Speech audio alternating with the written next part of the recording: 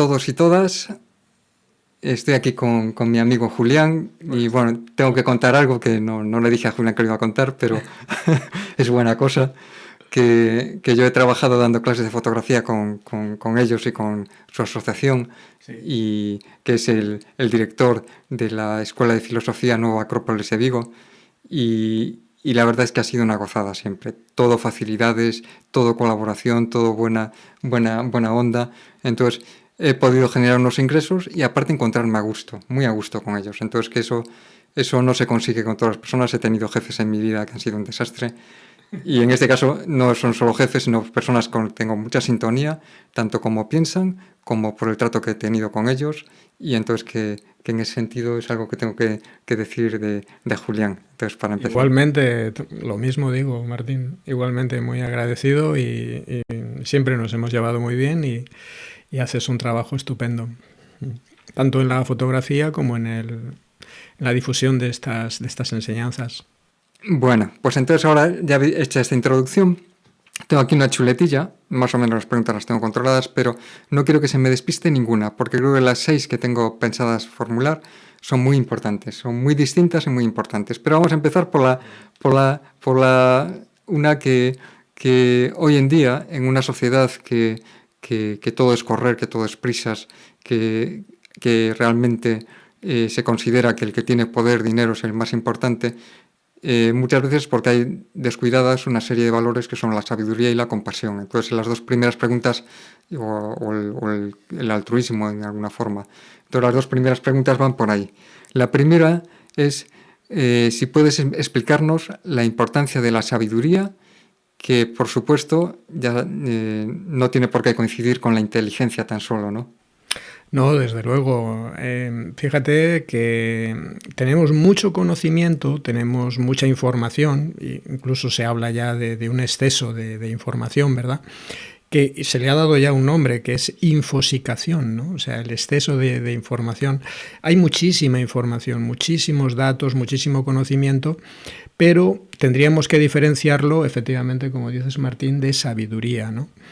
Y eso es realmente lo que nos falta. La sabiduría, ¿cómo la podríamos definir? Pues como un conocimiento vivencial.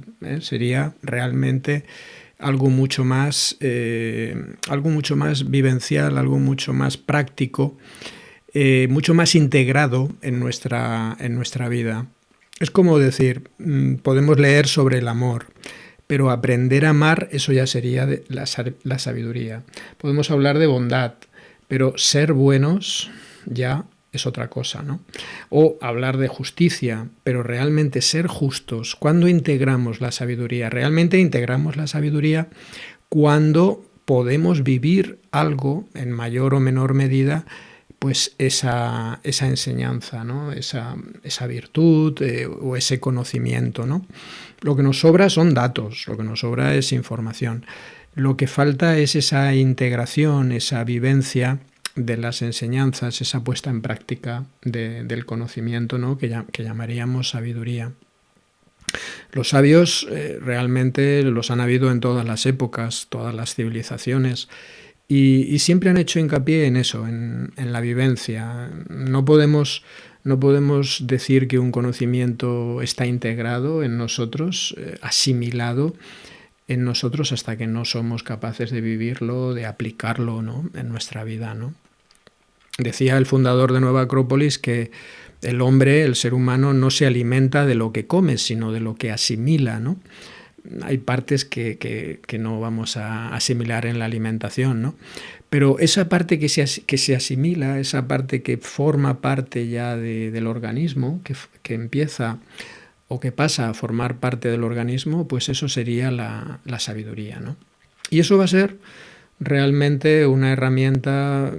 Tener esa sabiduría de vida va a ser lo que nos va a permitir enfrentar todo tipo de dificultades, todo tipo de pruebas. Realmente es una meta, ¿no? O sea, los sabios de todas las épocas nos han dejado un sendero, un camino, nos han dado muchas recomendaciones para vivir ese sendero de sabiduría. desde Lao Tse con el Tao, el Buda con su camino, el Confucio, los estudiamos en Nueva Acrópolis a todos estos maestros que no se oponen, No son contradictorias las enseñanzas. Exactamente, no se contraponen, no se enfrentan, sino que todos juntos van hacia esa meta que sería la sabiduría, ¿no? Y bueno, la segunda pregunta es un poco, claro, yo soy budista y monje budista en concreto, ¿no? Pero que esto, como Julián conoce todas estas filosofías orientales, occidentales, griegos, budistas, pues hay una cosa que no tiene mucha extrapolación a otras filosofías y que creo que es un ideal muy bonito, que es el ideal del bodhisattva budista, que Julián conoce seguro que sobradamente. Entonces le pregunto un poco que explique la importancia del ideal del bodhisattva, que no es para todo el mundo, tiene que ser personas que estén en unas condiciones mínimamente aceptables para poder enfrentar el intentar aportar algo a los demás y a la sociedad. No todo el mundo puede hacerlo y no pasa nada, pero que nos explique la importancia del ideal del bodhisattva y cómo lo aplica en su vida al día a día. Sí, realmente es un camino precioso, un camino maravilloso. Y creo que muy interesante de vivir. Así que realmente el camino del Bodhisattva y cómo se vive esto, ¿no? Cómo llevarlo a nuestra vida diaria, yo creo que un poco va por la línea de si el Buda es el iluminado, si es el que alcanza ese loto florecido, ¿no? Como lo representan a veces, ¿no? Pues realmente yo creo que nosotros podríamos vivir a nuestro nivel, también como pequeños bodhisattvas, o sea, tratando de iluminar un poco nuestro mundo, tratando de dar un poco de luz. Yo creo que el camino del bodhisattva, yo creo que el Buda no nos pide tanto cantidad de luz que podamos derramar en el mundo, sino que cada uno con su nivel pueda hacer algo, pueda aportar pues un poquito, pueda aportar un granito de arena para que este mundo pues tenga un poco más de luz, sea un poco más luminoso, ¿no? Entonces, realmente hay una serie de enseñanzas, hay una serie de preceptos, están muy bien explicado, por ejemplo, en el Dhammapada budista, cuando nos habla de las 4 nobles verdades, nos habla del noble octuple sendero. Ahí está muy bien definido el camino, ¿no? El camino de ascenso, el camino a recorrer, ¿no? Y creo que son una serie de recomendaciones que llevan a la luz, que llevan a la iluminación. El Buda nos dejó esa enseñanza y me gusta mucho porque él de ninguna manera lo plantea como una imposición o una exigencia, ¿no? Incluso él decía, bueno, este es un camino, a mí me ha servido y el que quiera pues puede seguirlo también, ¿no? Y si encontráis otra cosa, pues adelante, ¿no? A mí esa libertad que te ofrece el budismo me ha sorprendido y me ha interesado mucho siempre, ¿no? Este es un camino, este es el camino que yo he seguido. Sin preocuparse mucho del proselitismo, aunque hay algunos budistas que intentan hacerlo, pero son minoría. Eso es muy interesante. Incluso no tenéis por qué creerme, o sea, no tenéis por qué creerme a mí, practicar, vivirlo, lo que decíamos antes. Si os es útil, adelante, y si no, pues seguir vuestro camino, seguir otra ruta, ¿no? Entonces, Martín, yo creo que el camino del Bodhisattva está muy bien reflejado en por ejemplo, en ese noble octuple sendero, que sería como una vida recta, una vida justa, una vida armónica, una vida equilibrada. Sería ese sendero, ¿no? Desde las rectas opiniones, tratar de que o rectos pensamientos, que sería lo mismo, tratar de que nuestros pensamientos sean justos, sean auténticos, sean veraces, rectos pensamientos, rectas opiniones. Muchas veces opinamos de cualquier cosa sin estar verdaderamente seguros y eso es un problema, ¿no? Porque lo de rectas opiniones es el camino del Dharma, es el sendero del Dharma, y por lo tanto realmente tendríamos que entrar en que si no seguimos bien estas enseñanzas, si no seguimos bien el camino, pues evidentemente van a haber consecuencias. Bueno, entonces van a haber, ahí hay un dolor, ahí hay un sufrimiento, que es precisamente es tan interesante el budismo porque trata de evitar ese sufrimiento. Y quizás el mensaje que para mí me ha marcado más es que somos dueños de nuestras vidas. Nosotros decidimos si seguimos un camino o no, pero al final el que tiene que hacer las cosas eres tú. Eso es. Conscientemente. No va a venir el Buda y darte con una varita y darte la iluminación. Trabajo interior, trabajo, constancia. Y entonces eso es algo que te deja libertad, libertad. Entonces que te deja margen de maniobra, saber adaptarte a las circunstancias. Eso es. Entonces el camino es muy interesante, como te digo, rectas opiniones, rectas intenciones, mirar si lo que vamos a hacer, la intención es recta también. ¿Qué intención nos mueve al hacer las cosas? Rectas palabras, O sea, podemos hacer mucho daño, podemos hacer mucho bien con la palabra, fijaros. Rectos medios de vida. Estamos mirando ese camino del centro, ese camino de armonía, rectos medios de vida, recto esfuerzo. ¿En qué ponemos nuestra energía? ¿En qué ponemos nuestra energía? Entonces es un camino de evolución, es un camino de luz, y yo creo que todos en pequeña medida, si uno tiene la intención correcta y tiene esas ganas de ayudar un poco a los demás, es un pequeño bodhisattva. Sí, ni más ni menos.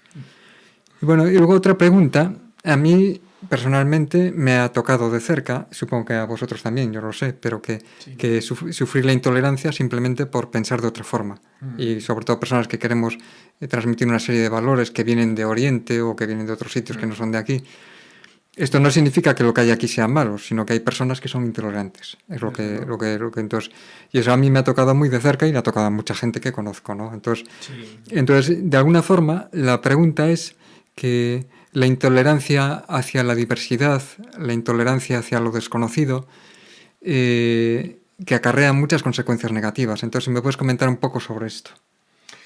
Realmente, Martín, es así. La intolerancia está en la historia, forma parte de la historia de la humanidad.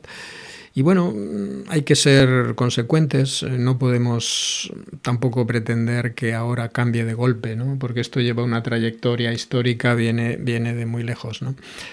Entonces, realmente la intolerancia es algo es una lacra, y precisamente, ¿cómo podemos luchar contra esto? Pues la filosofía nos habla precisamente de esa diversidad, de que haya esa diversidad, esa amplitud de miras. Hay una palabra que a mí me encanta en filosofía, que es eclecticismo, y es lo contrario a sectarismo, es lo contrario a dogmatismo. El eclecticismo sería ese enfoque que me permite ver las cosas desde todos los puntos de vista.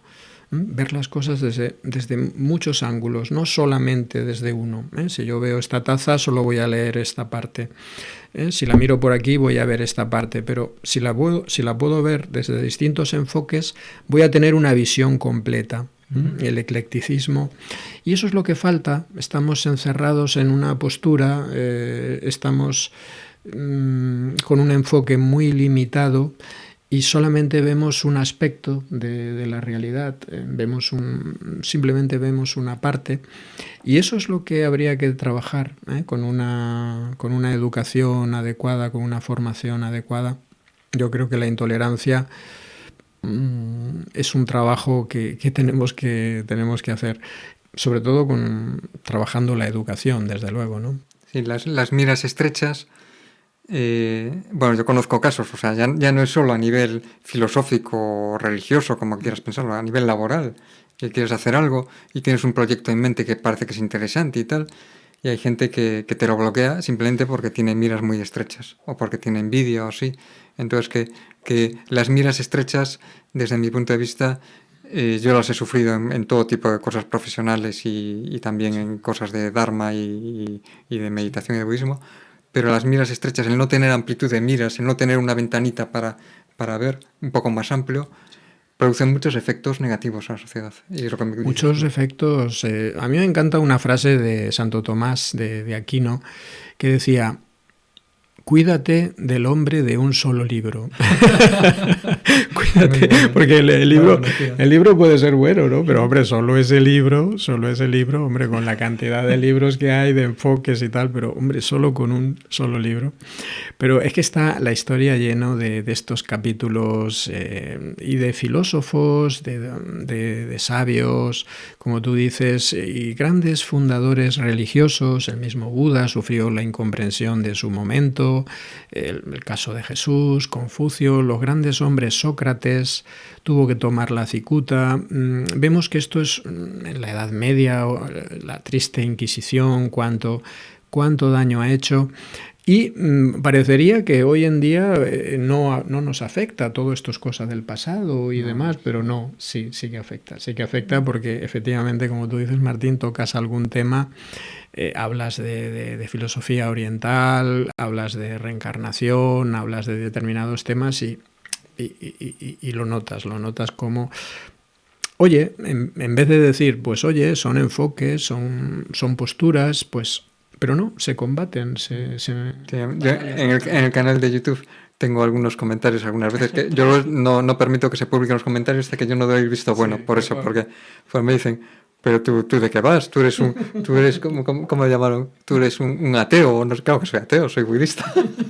Entonces, pero bueno, que son cosas curiosas y de hecho tengo confianza con algunas personas. Mi madre tuvo siempre contacto con los padres capuchinos desde que era muy pequeñita, con los franciscanos. Entonces hay un sector de personas cristianas y muchísimos otros sectores y que hacen una labor maravillosa con los demás y que son muy abiertos, pero luego tanto en el cristianismo como en la política como en todas partes hay un sector de personas de miras estrechas y se pongan la etiqueta que se pongan, pero miras estrechas. Nosotros trabajamos en el budismo también, claro. También, exactamente. Trabajamos con un principio, Nueva Acrópolis, que es el principio de fraternidad universal. Estamos trabajando por esa fraternidad, esa hermandad, donde todos somos hermanos y todos tengamos cabida, así que se pueda tener esa hermandad más allá de las diferencias de credo, de sexo, de nacionalidad, de religión. Realmente tenemos que trabajar por eso. Yo creo que la humanidad es como un enorme ser vivo, algunos maestros lo han explicado así. Cada uno de nosotros sería como una célula de ese enorme ser vivo, pero cada uno con su función y todos juntos como células, tratando de que este ser vivo, que es la humanidad, funcione bien, esté sano, trabaje en armonía. Como una colmena. Como una colmena, efectivamente, ahí está la... Bueno, pues muy bien, pues ahora viene otra pregunta. Quedan tres, no quiero dejar ninguna en el tintero y vamos bien de tiempo porque llevamos la mitad del tiempo previsto. Pero bueno, las tres que quedan pueden dar para mucha tela que cortar. Sí. Entonces, la pregunta es, justo ahora, la semana que viene inauguráis el nuevo local de Nueva Acrópolis en Vigo. Sí. Entonces, para mí es una fortuna ver que se hacen estas cosas, que se llevan estas iniciativas. Sé que hay un trabajo detrás inmenso, que no hay dinero ni remuneración por ello, sino ganas de hacer cosas buenas y cosas interesantes, lo sé de sobras. Entonces, esto es algo maravilloso y que se abra en centros de este tipo o de otro tipo. No tengo por qué poner que unos sean mejores que otros. Sí. Pero, ¿qué proyectos tenéis? ¿Qué actividades tenéis pensado hacer? Un poco que nos cuentes, sin hablar muy extenso, un poco más a medio plazo o corto plazo, porque luego quedan las otras dos preguntas que te había comentado y sobre todo la última, que a lo mejor tienes más que contar. Efectivamente, con mucha ilusión vamos a inaugurar este local que está en Avenida Hispanidad 119, en Vigo. Y bueno, con mucho cariño, preparándolo todo y bueno, vamos a seguir pues con nuestra labor filosófica, de nuestros cursos de filosofía, que es nuestro granito de arena. Nosotros decimos que todo cuenta, los que están haciendo, hay mucha gente haciendo cosas muy interesantes y todo suma. Nosotros trabajando por la parte filosófica, para los amantes del conocimiento, buscadores de la sabiduría. Vamos a trabajar con esos cursos de filosofía. Luego también otro pilar sería la cultura, la difusión de la cultura con nuestras charlas, conferencias, exposiciones. Y luego el voluntariado, que también es el tercer pilar con el que nos movemos, filosofía, cultura y voluntariado, también haciendo proyectos de voluntariado. En concreto tenemos dos proyectos abiertos, que es el voluntariado ecológico, que sería, le llamamos limpiar paseando, y esto lo hacemos. Son salidas como de senderismo, pero además vamos limpiando la zona por las que vamos. Le llamamos limpiar paseando. Yo como montañero, pues tengo mucho, bueno, yo limpiaba, a veces llegaba a cualquier sitio y encontraba latas y tal, las recogías y las llevas. Siempre procuramos llevar nuestra bolsa y no tirar nada. Hasta había gente que, bueno, también se pasaban al otro extremo, que una monda de plátano, aunque la escondieras, decían que era terrible echar una monda de plátano, ya se pasaban al otro extremo. Y la escondías, pero ¿cómo echas el plátano ahí? Y lo dejabas debajo de un arbusto y tal, y eso lo comen los bichos. La gente se pasaba un poco al otro extremo. Pero sí que es algo muy importante. Y bueno, un proyecto le llamamos también 1 kilo de sonrisas. Es un voluntariado social. La gente que acude a las actividades puede traer 1 kilo de alimentos no perecederos. Y vamos recogiendo todo este material, estos alimentos, y luego los donamos a algún centro de algún comedor social de la ciudad. La gente, son actividades gratuitas, entonces le decimos a la gente que tampoco es obligatorio. El que quiera pues aportar este kilo de comida, cuando tenemos 100 o 120 kilos, pues los vamos repartiendo. No sabía de eso. 1 kilo de sonrisas. Bueno, entonces vamos a la quinta pregunta. ¿Vamos? Sí, claro. Porque por el tiempo, sí, ya vamos bien.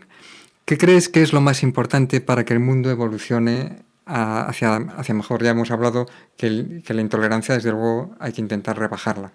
Pero a lo mejor se te ocurre algo más. Yo sé que la gente lo primero que te dice es que yo no pongo el telediario porque es que me agobio por ver el telediario, todo lo que sucede. Entonces, sí.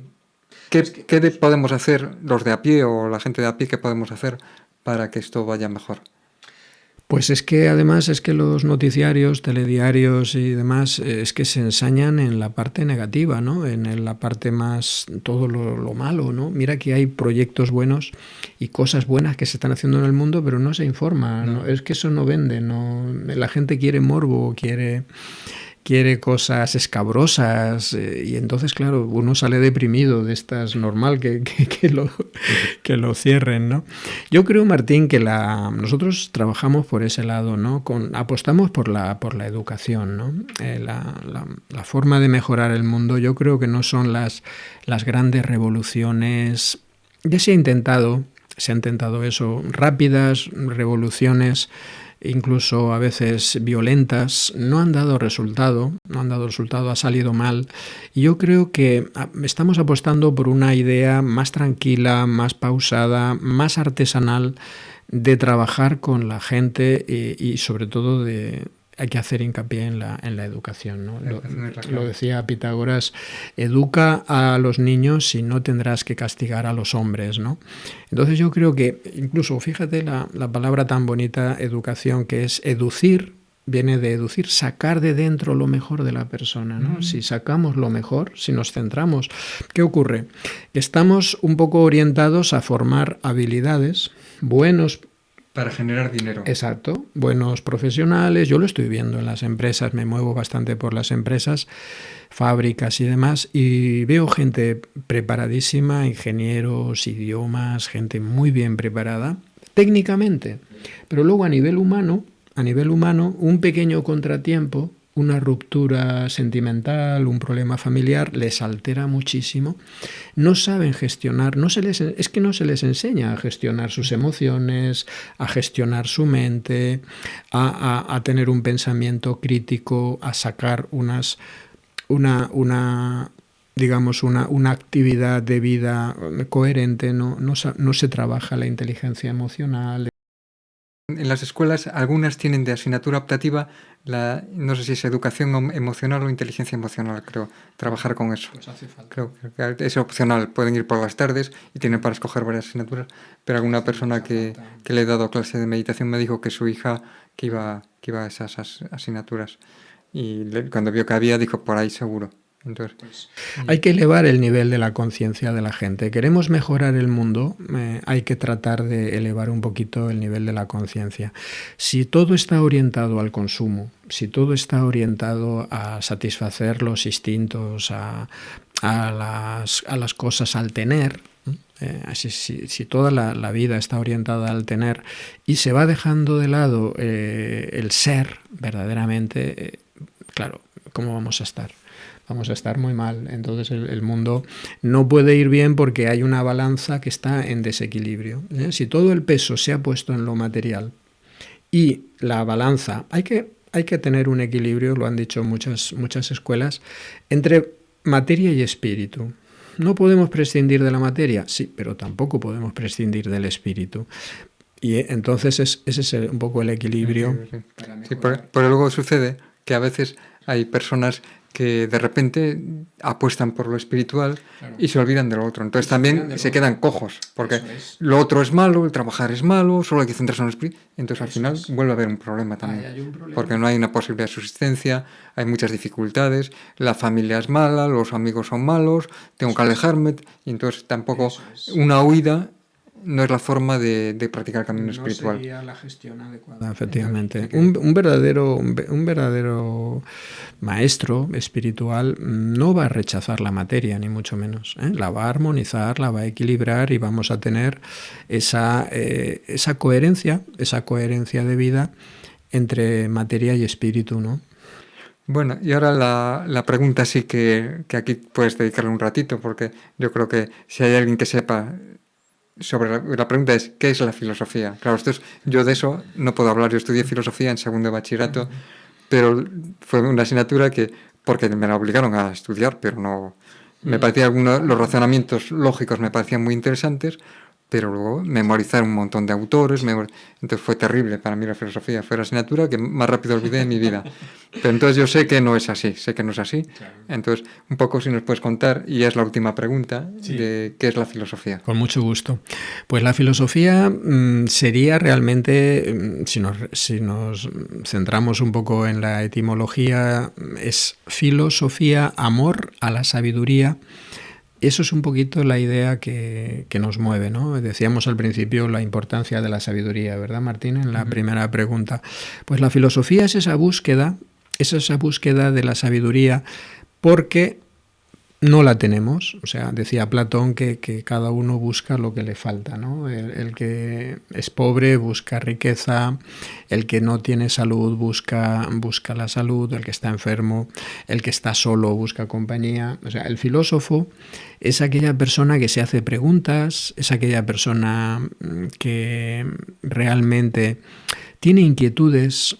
Yo creo que incluso cuando somos niños todos tenemos ese componente filosófico, ¿no? O sea, el niño que siempre se hace preguntas, ¿por qué? ¿Por qué esto? ¿Por qué hay un sol? ¿Por qué hay animales? ¿Por qué hay plantas? O sea, la filosofía forma parte de la vida, ¿no? Entonces, realmente yo creo, Martín, que la filosofía nos hace mucha falta, creo que es un aporte muy necesario para nosotros. Lo que ocurre, te doy la razón, es que en los últimos 2 siglos se ha convertido en algo muy intelectual, a partir de Descartes, sobre todo, la filosofía se ha ido vaciando, se ha ido convirtiendo en un juego prácticamente intelectual, muchas veces con una terminología complicada, términos abstractos y complejos. Entonces la gente muchas veces pues ha huido de la filosofía. Pero no ha sido siempre así. De hecho, nosotros buscamos más esa filosofía a la manera clásica, buscamos un poco las fuentes y es una filosofía, el origen de la filosofía es mucho más práctico, o sea, lo que se buscaba era que el ser humano se conociera a sí mismo, o sea, la idea fundamental, como aparecía en aquel famoso templo de Delfos en Grecia, conócete a ti mismo y conocerás el universo. Fijaros qué importante, o sea, qué importancia tiene, qué misterio llevamos en el interior que desconocemos, ese misterio tan profundo que lleva el ser humano. Y la filosofía nos invita a descubrir el misterio que llevamos dentro, Martín. En realidad llevamos un tesoro. Yo a veces lo comparo con una persona, por ejemplo, que vive en una casa y a lo mejor un antepasado suyo dejó allí unas joyas, un dinero o monedas de oro, un tesoro, pero él no sabe que lo tiene. A lo mejor incluso está pasando privaciones y no sabe que en su casa está guardado a lo mejor un abuelo o un bisabuelo. ¿Sabes por qué me da la risa? Porque hay un texto budista que es el Uttara Tantra Sastra, que es la naturaleza de Buda. Y dice, la naturaleza de Buda es como quien tiene un tesoro en su casa y no sabe que está. Y no sabe que está, claro, efectivamente. Tal cual, lo que has dicho tú. Es un poco y está explicado, sí. Me parece muy bien porque es así. O sea, entonces la filosofía es un camino, la filosofía se podría decir que es un medio para llegar a la meta. Lo que buscamos efectivamente es llegar a la sabiduría, ¿verdad? Pero claro, eso es un proceso, es un camino largo y bueno, es una vía. Nosotros tenemos una serie de pasos, de cursos, de niveles, de manera que la persona puede ir llegando hasta donde quiera llegar, pero con una vivencia, con una práctica, haciendo hincapié sobre todo en que la filosofía le sea útil a la gente, o sea, le sea útil. La filosofía sirve para pensar, fíjate, qué interesante, Martín, porque decimos, bueno, todos tenemos mente, ¿no? Todos tenemos mente, somos seres humanos, pero no se nos enseña a usarla. No. ¿Ves? Entonces, claro, ahí hay un problema. No sabemos, no se nos enseña. Puedo aclarar una cosa, porque me parece interesante llegado a este punto, que se explica un poco que si quieres hacer una hoguera, entonces se te ocurre, voy a hacer una hoguera, y pones un palo aquí, otro palo aquí, otro palo aquí, y una pastilla de fuego en el medio. No se crea la hoguera, y los palos siguen ahí y no se consumen. Pero si pones los conceptos, que son los palos, bien correctamente, bien puestos, y les pones la pastilla con fuego debajo, esos palos, que son conceptos, se disuelven también, desaparecen. Y esto es un poco como funciona la sabiduría, organizar correctamente los conceptos para que no tengamos neurosis, no tengamos y avancemos en comprensión, en apertura, un poco. Eso es. Entonces, qué interesante, Martín, sí. Pues es así, o sea, realmente, fijaros que la filosofía nos ayudaría a tener un pensamiento crítico que hace mucha falta, porque, volviendo a la pregunta del principio, información hay mucha, pero ¿cómo seleccionamos lo correcto? Ese pensamiento crítico que nos hace seleccionar, que es realmente ese discernimiento, separar el grano de la paja, podríamos decir, ¿no? Entonces, ese pensamiento crítico nos lo da la filosofía. Podríamos decir que la filosofía nos enseña a vivir. ¿Quién enseña a vivir hoy en día? Es que esa es como decíamos antes, podemos aprender muchas cosas, habilidades, idiomas, técnicas de todo tipo. Mira que hay cosas para aprender. Pero, ¿quién nos enseña a vivir? ¿Quién nos enseña a tener una vida buena? Y una muerte buena. Y una muerte buena. Tan importante. A vivir y a morir. Efectivamente. Pues esa educación, vivir bien, porque vivimos todos, pero vivir bien correctamente y aprender a vivir y aprender a morir, efectivamente. Eso es la gran enseñanza de la filosofía y por eso creo que es muy necesaria. Nos enseña a gestionar nuestras emociones, nos enseña realmente a tomar decisiones. Pues estoy viendo yo que lo que estudié yo en filosofía en segundo bachillerato no era eso. No era eso. Ni mucho menos. No, porque es lo que tú dices, te quedas con un montón de autores, lo que ha dicho fulanito, lo que ha dicho menganito, pero filosofar, que es que la gente saque de dentro lo que lleva y pueda dialogar, aprender a dialogar. Nos hace mucha falta aprender a dialogar, que se habla muy poco, la gente está muy aislada.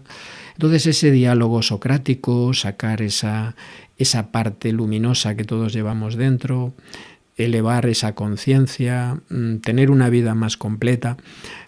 Bueno, para todo eso sirve la filosofía. Yo diría que sería el complemento ideal para todo, o sea, médico filósofo, fontanero filósofo, abogado filósofo, sí. Pero siempre con filosofía. Sí, que eso viene de otra cosa, esto no estaba en las preguntas previstas, sí. Pero que lo reflexiono, Y yo me doy cuenta que aparte de la filosofía que tengamos cada uno, el hacer un trabajo bien hecho es fuente de equilibrio y bienestar para nosotros y para la sociedad. Muy importante. Fuente, entonces cualquier trabajo que se haga bien hecho. y con filosofía detrás, mucho mejor. Pero los trabajos, que el que pueda, hay gente que no puede por las circunstancias, porque está al límite, porque está en una situación muy difícil. Entonces hay que saber dónde está cada uno. Pero el trabajo, hacerlo bien, afecta enormemente a los demás. Afecta. Si el trabajo no lo haces bien, no puedes ser un buen filósofo tampoco. No puede ser. Nosotros vemos un texto de la India milenaria, la India antigua, que es el Bhagavad Gita, que tanta luz sigue dando al mundo, o sea, y se centra en la acción bien hecha, en la acción como ofrenda. Lo que verdaderamente ayude al ser humano es hacer bien las cosas, como tú dices, Martín, y que pudiéramos vivir nuestra acción en el mundo como una ofrenda a los demás. Vas a cobrar, por supuesto que vas a cobrar una nómina y tal, pero eso sería como la consecuencia, pero en lo que hay que centrarse es en hacer bien lo que tenemos que hacer, en hacer bien nuestro trabajo y en ofrendarlo. Yo ofrendo esta parte de energía, esta parte de mi tiempo a los demás. Y ser paciente también, porque eso no espera resultados tampoco a corto plazo. Cobras el dinero por hacerlo bien o mal, o regular. Pero dices, y al final te das cuenta que eso te abre puertas y te encarrila. Y no es solo la filosofía interior, sino el trabajo bien hecho. Muy bien, eso es fundamental, sí. Pues bueno, llevamos así un ratillo bueno hablando. ¿Quieres decir algo más? ¿Te queda algo más importante? Nada, en realidad pues agradecerte, Martín, el trabajo que estás haciendo, porque te conozco hace muchos años y realmente, como digo, todo suma, estamos todos en el mismo barco y bueno, tú con tu canal, nosotros con nuestra escuela, otra gente con sus proyectos, lo importante es que todos estemos sumando, todo está. Yo creo que estamos en una época bonita. Hay dificultades, hay problemas, pero yo creo que hay esperanza, Martín. Sí, yo ahora te hago una pregunta. Sí. Te va a dar la risa.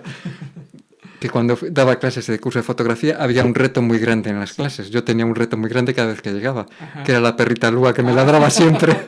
Sí. Tuviste que filosofar mucho con ella, ¿no? Y tanto. Sí, ya no vive, ya nuestra mascota. Ahora tenemos otra, Maya, otra caniche. Pero bueno, es como la alegría de la escuela, ¿no? Porque siempre están todos con ella. Incluso cuando salimos de viaje, pues hay casi disputas para ver quién se la queda para poderla cuidar, ¿no? Sí. Y la otra, yo siempre... La entrada era que me la daba, pero luego la acariciaba y tal, pero fíjate que iba a veces por allí. Sí, pero es así. Esta también hace lo mismo. Es que se conoce que ya hay un programa en la raza, ya van con ese programa dentro. Pero muchas gracias, Julián, de verdad. Sé que además estás ocupadísimo porque tenéis la inauguración la semana que viene del nuevo local. Esto conlleva unos trabajos enormes y bueno, pero como lo vivís con ganas y lo queréis hacer con ganas, pues que saldrá todo bien. Muchas gracias. Y lo que te comentaba también el otro día, que creo que es importante para todos el no buscar tan solo la cantidad de gente, sino el hacer las cosas bien y la calidad, el evolucionar. Eso es. Es nuestra ofrenda a la ciudad de Vigo, es nuestro sitio de luz, de energía para la gente que quiera acercarse. Yo creo que puede ser muy válido para mucha gente y ahí está, para que se pueda probar. Pues muchas gracias, Julián. Muchísimas gracias, Martín.